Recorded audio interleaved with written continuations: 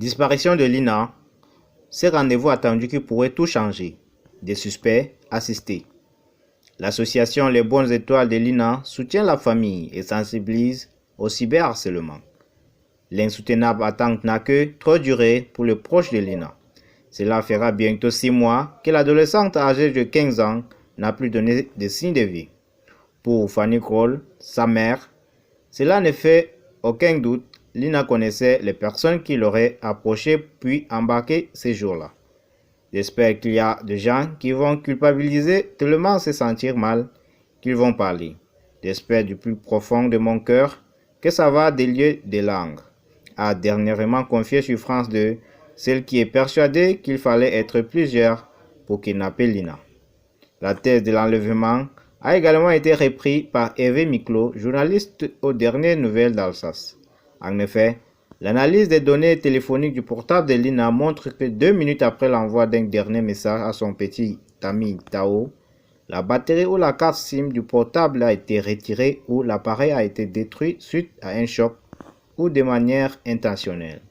Alors que l'information judiciaire ouverte pour enlèvement et séquestration suit son cours, l'association Les Bonnes Étoiles de Lina, créée par Fanny Kroll, prépare un rassemblement hommage en l'honneur de l'adolescente disparue.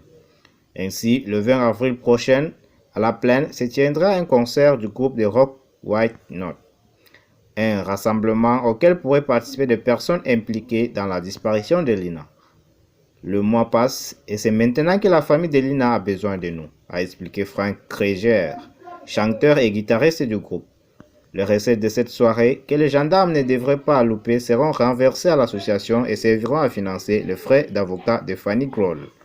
Dans son dernier numéro, le nouveau détective rappelle que dans l'histoire criminelle récente, des suspects assistaient au rassemblement d'hommage à leurs victimes afin de donner le change.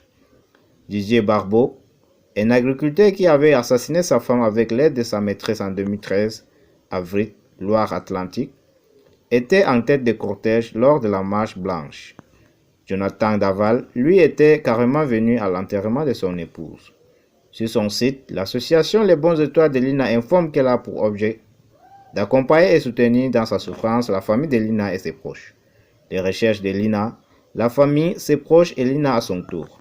Aussi, elle se veut être un canal de prévention visant à sensibiliser les internautes sur le cyberharcèlement et ses conséquences.